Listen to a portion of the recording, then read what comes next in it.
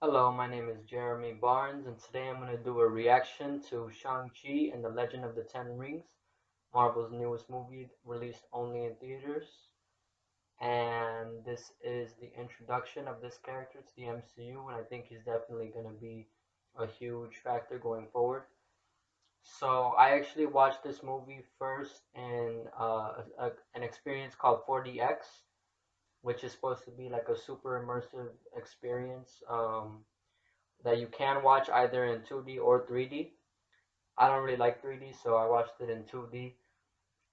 But basically, what it is it has a bunch of like atmospheric effects that are supposed to be immersing you into the movie. So whenever something happens specific in a specific part of the movie, you feel or you're supposed to feel like what the characters are feeling. So, for example, if there's water in a scene, like if a character falls into water or they get splashed by some water, there's like a mist that sprays out and it actually hits you. And then if there's a lot of movement, you might feel some like wind. And then in the action scenes, there's like four seats that are all like connected to each other and they move like kind of like a roller coaster. They go up and like down and side to side. So we all move as a group in that four person grouping. And then there's also some like lighting effects, like flashes if there's like lightning in the movie or something like that. And also fog. And there's also like this little air spray thing that like it just like sprays air like that. It's like more of a sound than like you don't really feel anything, I don't think, from that. Like that's different from the wind thing. The last thing is like a little vibrations in the seat. So like if there's a fight scene and somebody punches another character, you might get feel like a little impact in the seat in the back of the seat, which was actually pretty cool. So I'm gonna just review the 4DX experience first, and then I'm gonna go into my movie review itself.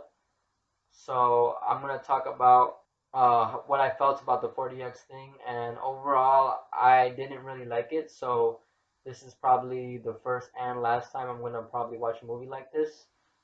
Um, I just feel like the moving seats and the little air spray thing that I told you about were just distracting from the movie. Like it didn't immerse me into it. It kind of actually took me out of it because I was more worried about like, damn, this seat is moving a lot, and then this spray is like like sometimes it happens when I feel like it's not even necessary. So it's just kind of annoying after a while. So I just didn't really like that, and the seats just move way too much. I thought it was just gonna be like vibrations in the seat, but it actually like literally moves all the way up and like side to side like a lot.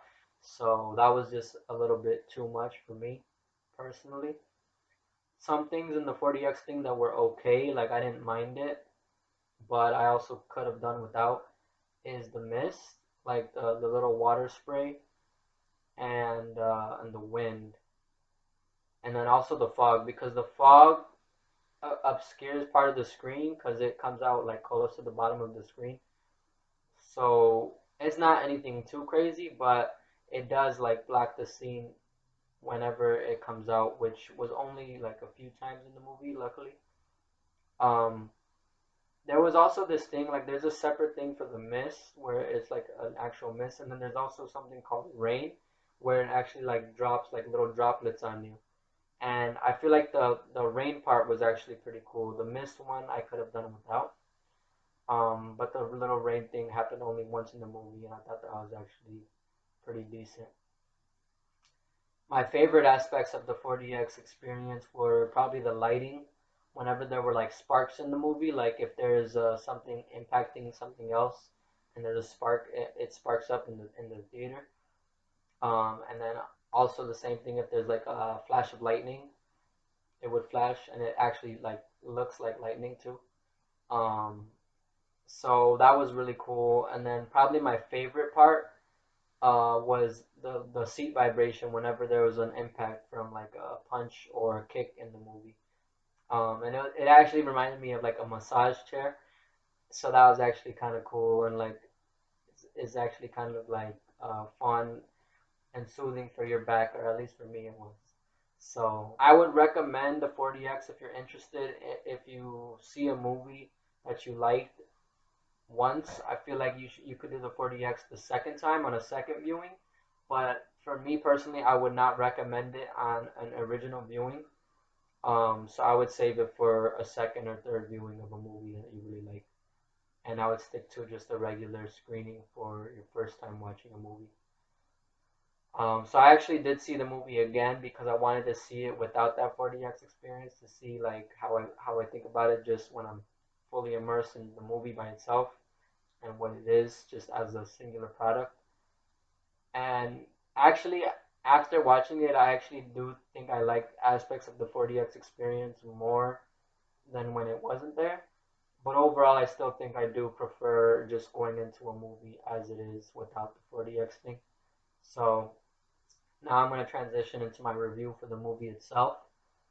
So overall, I would say I like the movie, but it's in the lower tier range of Marvel movies for me, in the MCU specifically.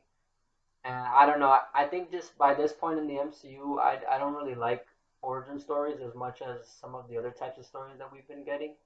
Because in Phase One, when we had most of the origin stories, all of those movies are probably like the lower tier movies. Like all of those are literally my least favorite movies in the entire MCU. And then even some of the newer ones that have been added are right there with those Phase One movies for me, and that includes Shang-Chi and Black Widow. Um, so I don't know that maybe it's just a taste thing for me, but there actually were some solo movies that I did like really love. Like Ant-Man is more of a middle tier movie for me, but I think Ant-Man was great. Black Panther is like definitely one of the better ones in recent times, and then of course the original Iron Man is up there as well. But in this movie, there's like kind of a turning point, like about halfway through the movie, and I just preferred everything after that point way more than everything before that point. So the movie didn't really like impress me until we got to that part, and it had to do with more of the like mystical aspects of the lore of Shang-Chi, which was really cool. And I'm gonna go into that more in the spoiler section of the review later on. So I'll tell you when that is. But for now, I'm gonna keep it spoiler free. So I'm gonna break it up into the different sections now. So I'm gonna start off first with the story. And I would say, if anything, this movie is a story about family and how the loss of a family member can negatively affect the entire family dynamic. And going off of that, I feel like that's probably definitely the one of the best parts of the movie. Um, and I feel like this movie is really the most family oriented movie out of any MCU movie before. And there have been others that did have like a big family aspect, like Black Panther, but I feel like this one is definitely much stronger because the hero and the villain are family members to each other, and then there's also a few other characters that factor in as well. And I really like what they did with that and kind of the message behind it, which is basically that like the movie is about embracing who you are and where you come from, whether that is good situations or bad, and basically taking everything as it is. And it's not that your experiences make you who you are, it's more of like how you use your experiences in your life, and that's what's really important. I feel at least that's what I got from it. I don't know. I feel like the story could have benefited from a chronological telling, which is not what they did. It like focuses more on the present day, which makes sense, but there's like flashbacks interspersed like in different parts of the movie. But I kind of feel like I would have been more invested if it just started at the beginning and got us to the present day. But I'll go into that more in the spoiler section because that does get into some of the specifics. So now I'm going to move on to the characters. And of course, I'm going to start with Shang-Chi himself. And I would say overall, Shang-Chi is a good addition to the MCU, but he didn't really impress me as much as some of the other newer characters in the MCU, like Black Panther, um, Doctor Strange in Infinity War, and Spider-Man, I guess. Like Spider-Man is not as new, but Spider-Man is definitely one of my newer like favorites in the MCU. You can look at that as a good thing because there's a lot of room for Shang-Chi to grow as a character, and I feel like a lot of the characters from the earlier movies that became like the legendary figures in the main Avengers, they also didn't start at like, oh, I love these characters, but they grew to that point. So I really hope that does happen with Shang-Chi as well. Um, I think the coolest thing about him so far is definitely his agility. And his agility is like right up there with Spider-Man in my opinion. And I would really love to see a team up between them. And in the comics, Shang-Chi actually teaches Spider-Man his own form of martial arts called the Way of the Spider. So if something like that happens in the MCU, that would be dope. But we'll see what happens with Tom Holland because he might be making his exit from the MCU soon. Hopefully not, but we'll have to wait and see about that. So the next character I'm going to talk about is Shang-Chi's sister, Xialing. And I feel like she was great. She was a great character, a real badass. And like she also moves like super slick, just like Shang-Chi, but maybe even like more. Like she's really fast and fluid, and like she really impressed me. I think she was dope. She probably my favorite character in the movie, to be honest. But I definitely do like Shang-Chi too. I just feel like I might like her a little bit more. I really liked her backstory, like the way that she factors into everything. But I'll also save that for the spoiler section because it is a little bit more specific, so you might not want to hear that type of stuff. So now I'm gonna move into their father, Wenwu, who is also known as the Mandarin. He's the real Mandarin in the MCU, which was first introduced as like a concept in Iron Man 3. That was never a title that he had for himself.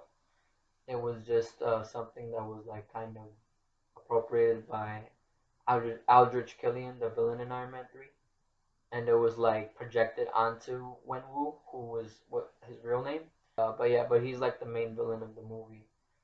And I didn't really like him. Like he didn't really impress me because like the Mandarin is supposed to be like this like huge intimidating threat, but I feel like he just didn't give me that vibe. Um, and I really expected that from him, so I just kind of felt let down by him. And I don't know, like I just kind of don't buy him as this like immense ruler of all these different sections of this terrorist organization.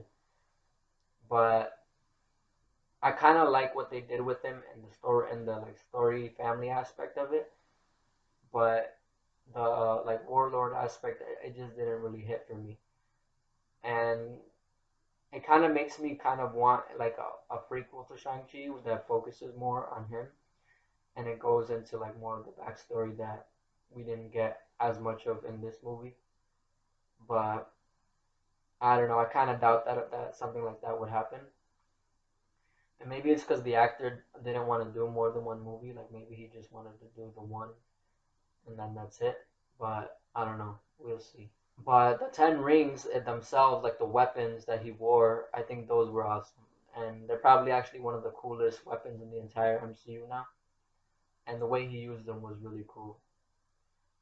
There was one scene in particular that I really liked with Wenwu, but I'll also go into that in the spoiler section. So now I'm going to move on to Shang-Chi's friend, Katy, who is an American-born Chinese character. And she doesn't speak her own native language. She only knows English, so she's kind of like an outcast from the rest of the group in the movie. But she's never treated as such. Like Shang-Chi, obviously, he's been in America for a long time with her, and I think they've been friends in his entire time there, so they're super close. But I didn't really care for her. Like Aquafina was the one that was her character, and I've liked Aquafina in other movies. Like I think I saw her in Crazy Rich Asians, and I think that might have been the only one besides Raya and the Last Dragon, which was animated. And I thought she was really good in there too. But in here, I don't know. I didn't really like her because I feel like she was there for no good reason.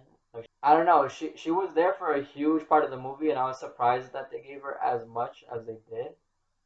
But she doesn't really do anything. Like she's not really helpful for anything besides laughs, which like makes sense for Aquafina. But I just feel like she could have been in the movie less. Like they could have had her do that, do the same thing that she does, but just in it less because I feel like she just kind of became a distraction and maybe even an annoyance for me.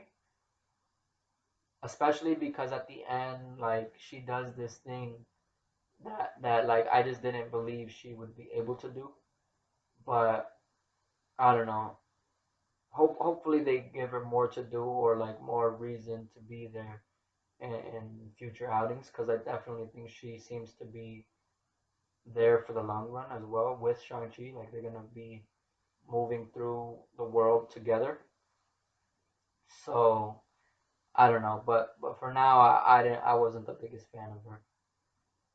Um, the next character I'm gonna talk about is Razorfist, who is like this basically like white muscle for Wenwu, kind of like I don't know, not really a bodyguard, but like his main lieutenant or something. And I feel like he was okay, but he was a pretty basic addition to the MCU. Like he really is just muscle, but not much else. Um, and he wasn't even like that cool. Like, I mean, he's kind of lame when you think about it. He just has like a blade for a hand. Um, which in itself is like cool for fighting and stuff for being a threat, but he wasn't really, I guess, like a character. Like they didn't really give him much depth. Um, but he was okay though. Like I didn't mind him. So that's all for the characters that I'm gonna mention for now. There's some more that I'm gonna mention, but they're more spoilerish, so I'll talk about them later. So now I'm gonna go into the action in the movie, which this movie is really kind of that's a huge part of the movie. It is an action movie, and martial arts is a huge part of it. But the movie didn't impress me as much as I was hoping it would with all that. I would say probably the coolest thing about it was actually the way it was shot. So I guess the cinematography was really cool, but the fighting itself didn't really impress me. I'm gonna like briefly talk about each of the like major fighting scenes and just some like little details. But the first one that we see is the bus scene that was in the trailers, and I feel like that was a really cool intro to Shang-Chi and his fighting style. But it was actually really funny as well with this YouTuber live streaming the fight on the bus, and it was actually a really cool set piece because obviously it was a moving vehicle that they were in fighting, which was dope. But it was hilarious that the live streamer was actually from Spider-Man Homecoming. He was just this random New Yorker who told Spider-Man to do a flip. And I guess it's been a long time when you think about it from that moment to Shang-Chi because that was probably in 2017. And then they had the blip from Endgame, which was a whole another 5 years. So 18, 19, 20, 21, 22, 23. And Shang-Chi might be 2024. So it's been 7 years. And from Homecoming to now, this dude has seemingly moved to San Francisco, which is where Shang-Chi starts out. But it's kind of interesting how and cool how Marvel has like even like these tiny like cameo characters or not even a cameo, like just an extra factor into other movies. Like that really goes to show how detail oriented they are, and that's one of the reasons why they're so successful and awesome in my opinion. But he was actually this dude was hilarious in this movie. I hope we see him again in future movies, especially like in an Ant-Man movie since he's also in San Francisco. But the next like major fight scene was the scaffolding fight, which was also shown in the trailers, and all the flipping and acrobatics in that scene were awesome. It really did remind me of like Jackie Chan movies and the type of action and stunts that he does. And Shang-Chi, there's this one part where he like seesawed this board that was like it was a loose board on the scaffolding and he seesawed it into a dude. And that part was really dope and cool. Um, and then there's kind of a big break in like the middle section of the movie, and then at the end we get back into the action, and that's when Shang-Chi and Wenwu face off, the father and son versus battle. And I feel like the coolest thing about that was the lighting effects with the Ten Rings themselves, and how they kind of move between them, because at this point Shang-Chi also gets access to the rings. And it was really cool when that happened. Like, that was a really cool moment, I think, for the character. But I'm gonna talk about that a little bit also in the spoiler section. And then the final like major action sequence was the entire like third act, and that's really spoilery. So I'm not gonna say any specifics about that, other than that was actually probably my favorite part of the movie, and that goes into the whole mystical aspect that I mentioned. Um, and I thought that stuff was cool, and it was super big. Like, the movie itself is a pretty like small contained story, but the third act is like a huge action like set piece, and that was dope. Like, I actually like this one, whereas I didn't like it in Black Widow at the end when they had like this big action, because in Black Widow I just felt like it would have been better if it was more grounded. But here there's a reason for that, because of the mythology of it. It actually fits in the movie, and I thought it was really dope. So I'm gonna go into the specifics, as I said, later for that part. But for now, I think I'm gonna mention the last section in the spoiler-free part, and it's the humor of the movie. Like, I didn't even think this was gonna be like a big thing in the movie, but it was actually like really funny.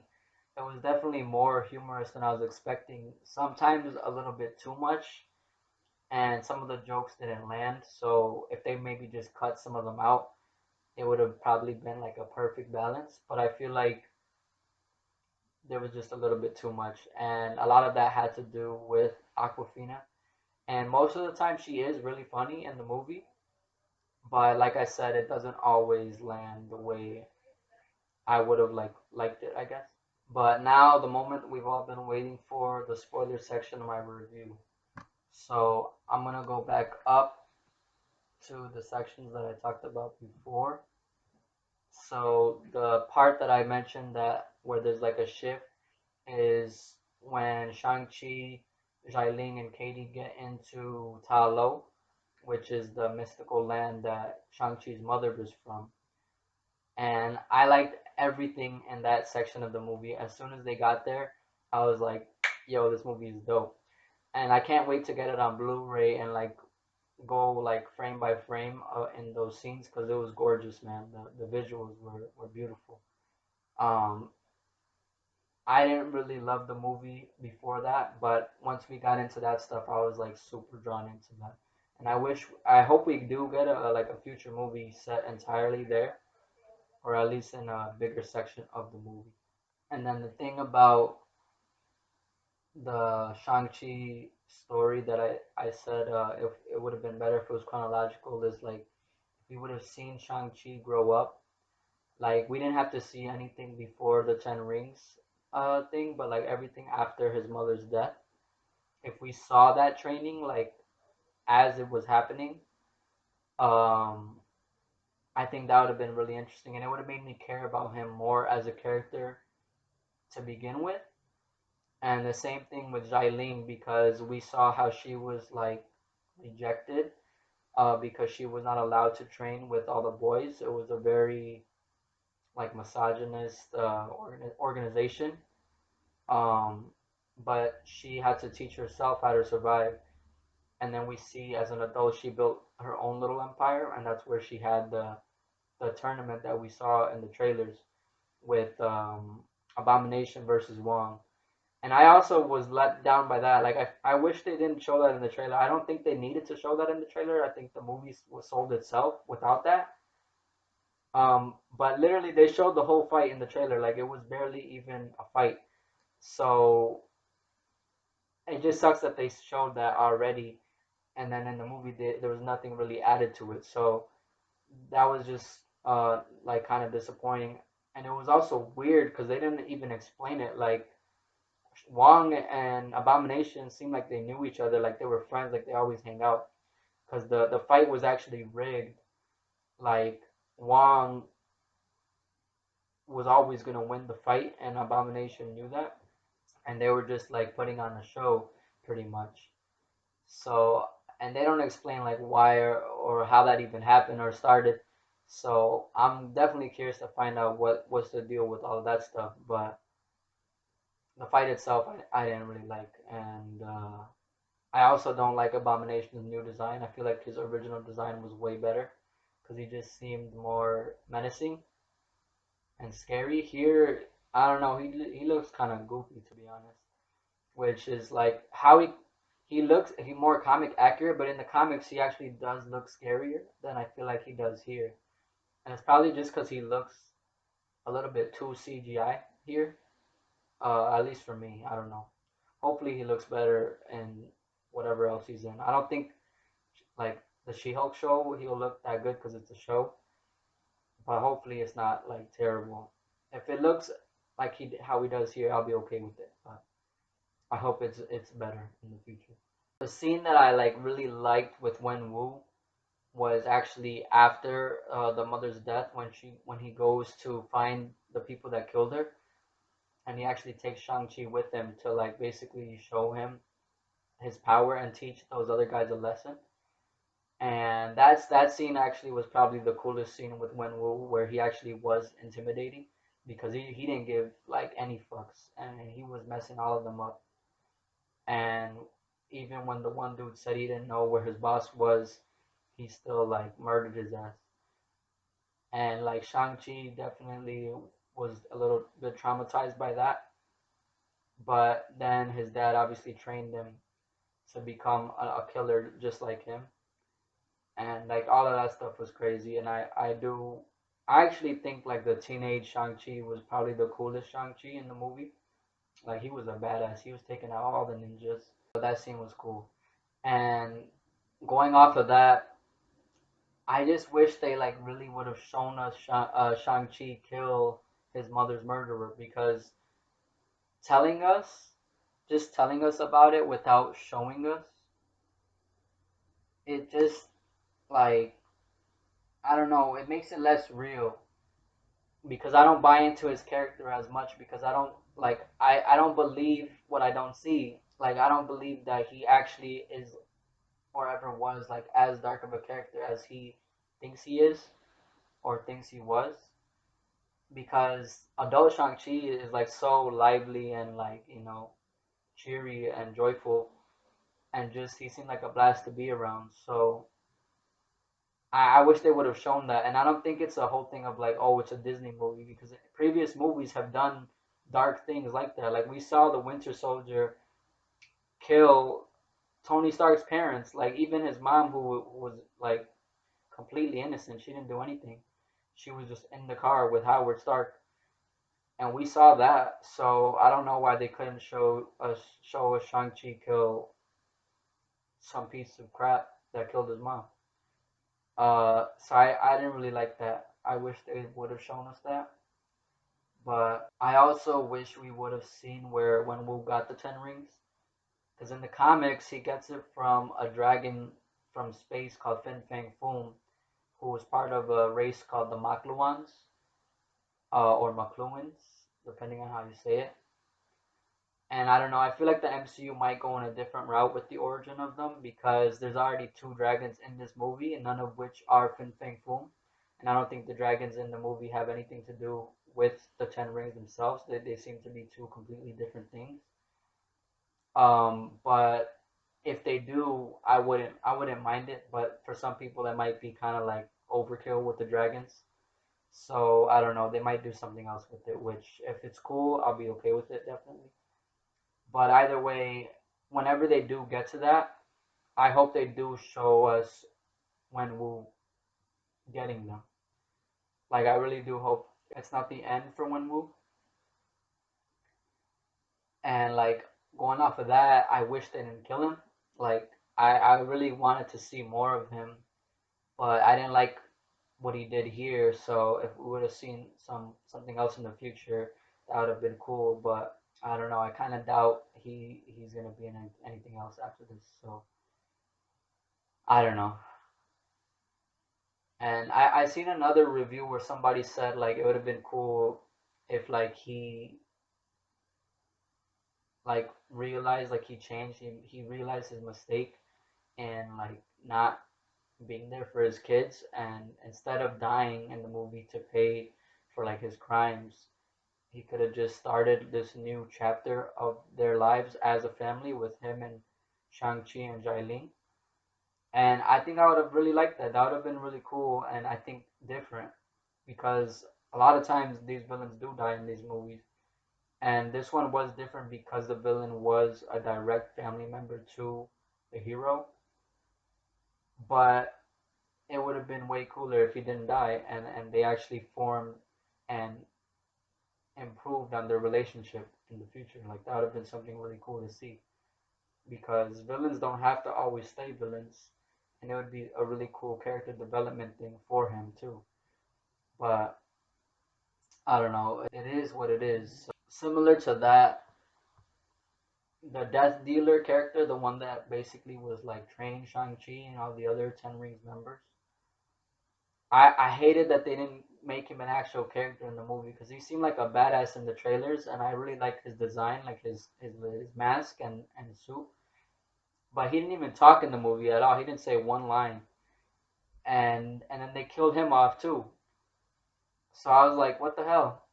Like I wish they killed off Razorfist instead, because he was more of a character in this movie, but I didn't care about him that much.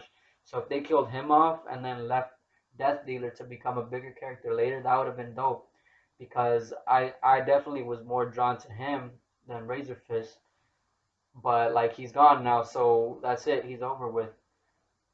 So I don't know. I didn't like that because he seemed like a badass, but they never treated him as that in the movie. So that was really unfortunate, especially because the actor that I know who played him seemed really enthusiastic about like being in a Marvel movie and just being able to do martial arts. Like he actually did his own thing. And that's probably why he never takes his mask off, because I'm not sure if the dude is like an actual like actor. I think he's more of a martial artist, like that is his thing. But I feel like if you gave him some acting lessons, if he wasn't great at that, he could have done a good job. So I don't know. I just wish we saw more of him. And then the other big spoiler character in the movie was the return of Trevor Slattery, the fake Mandarin from Iron Man 3. And I like that he was in here, but I feel like he was overused, because he was in it for like the whole end of the movie, which was crazy to me.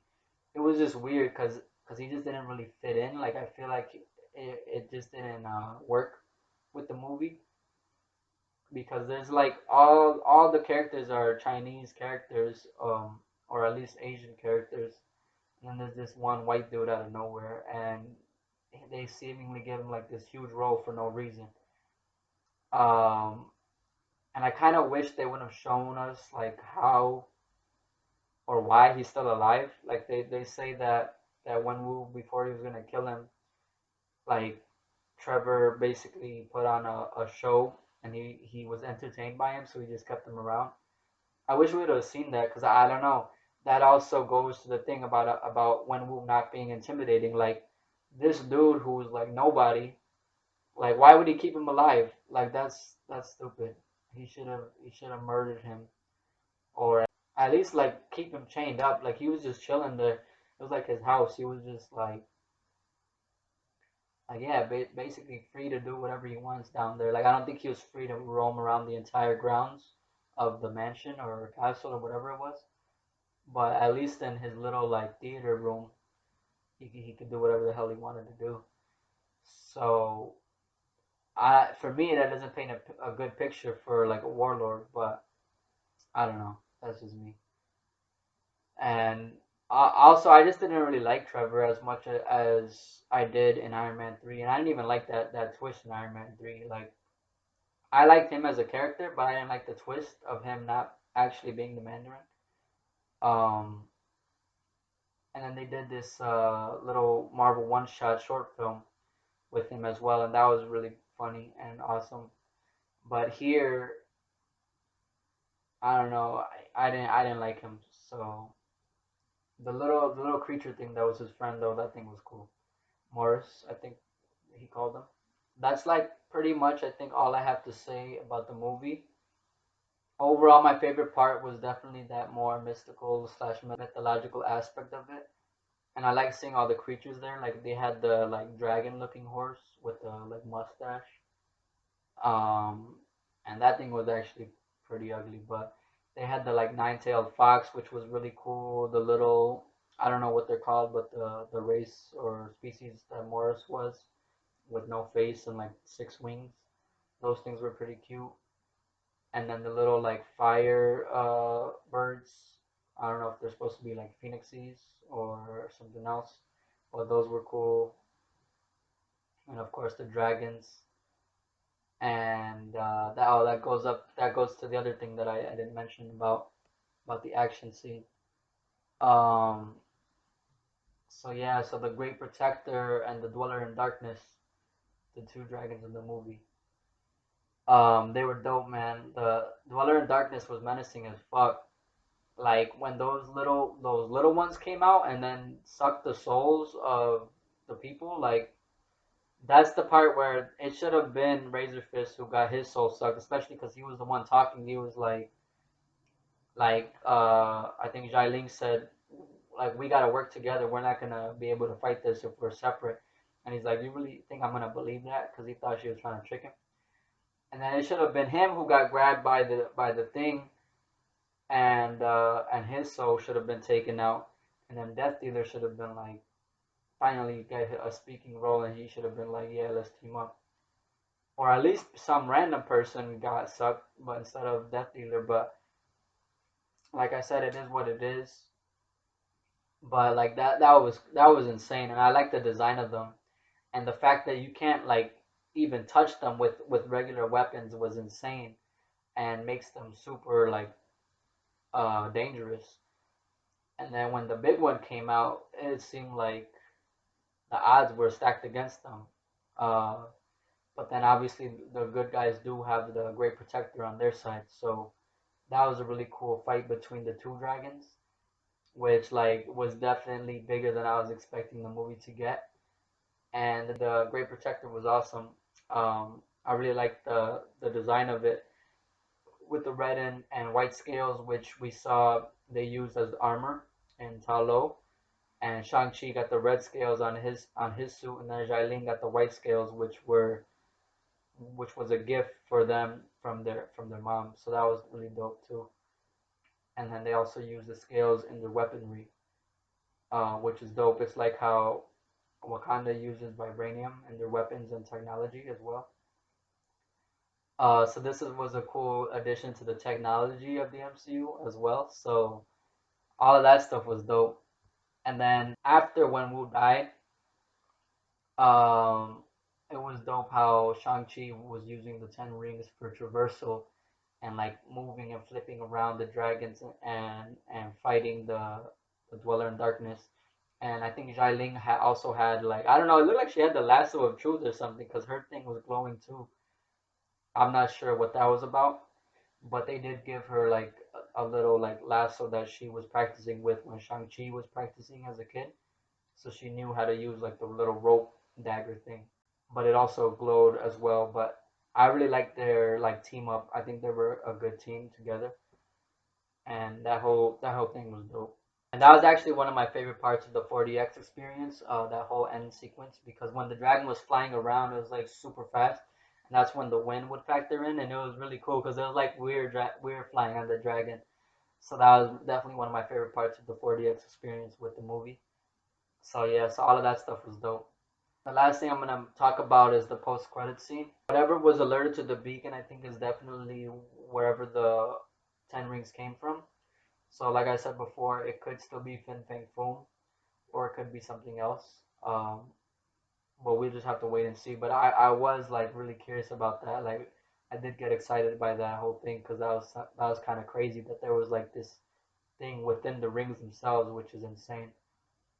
And seeing Bruce Banner as Bruce Banner was crazy. Like when I first saw him, I didn't think about it, but then as the scene continued, I was like, wait a minute. He was Professor Hulk last time we saw him. I thought he was like stuck like that. I thought that was his like final form. But so how is he like in his human form? But then on my second viewing today, I just saw that he had like some little thing on his hand, on his good hand, the one that's not broken or messed up, and it had like a little green light on it. So I wonder if he created some new technology that allows him to switch between his human form and his like Hulk form. I'm assuming both are still like he's intelligent, like he still has Bruce Banner's brain between them, but he's able to just like be regular size and then be huge Hulk size. So I don't know. I hope they do explain that later, and I'm assuming they will.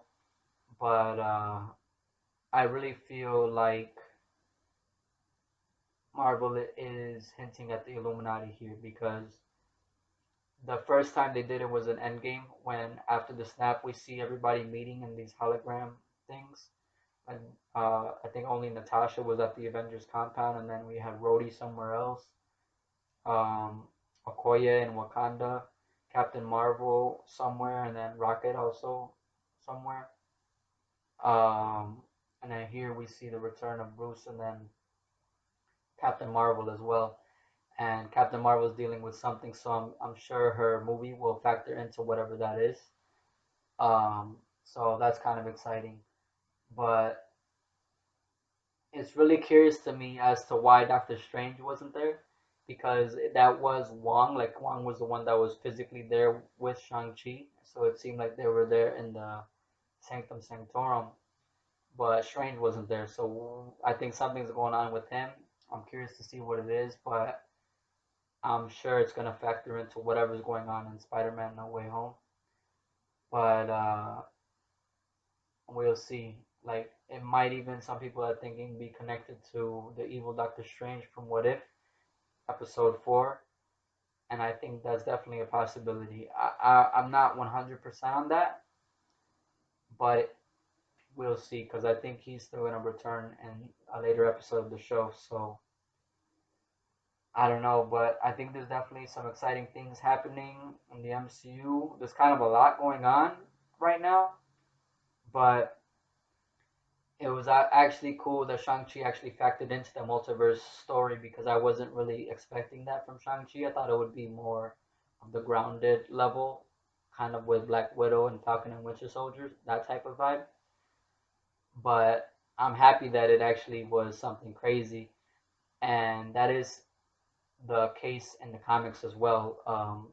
It is Talo is a different dimension. It's not part of Earth. There's just like a passageway between them, which was really cool. So I'm curious to see how Shang-Chi factors into the future movies, and I'm excited to see him be a bigger part of the MCU. And I also think it was cool how Xialing became like the new leader of the Ten Rings. Shang-Chi thought that she was gonna dismantle it, but she just took it over. But she remodeled it, so it doesn't. I don't think it necessarily means she's gonna be a bad guy. She just might like I don't think Shang-Chi will necessarily agree with her decision. So there might be some conflict there, but I don't think she's gonna be doing bad things necessarily. She's just gonna use that power for whatever her goal is. I don't know what it's gonna be, but I'm definitely curious to see what happens with her. So that's my review for Shang-Chi and the Legend of the Ten Rings. Thank you for watching, and I'll catch you next time. Peace.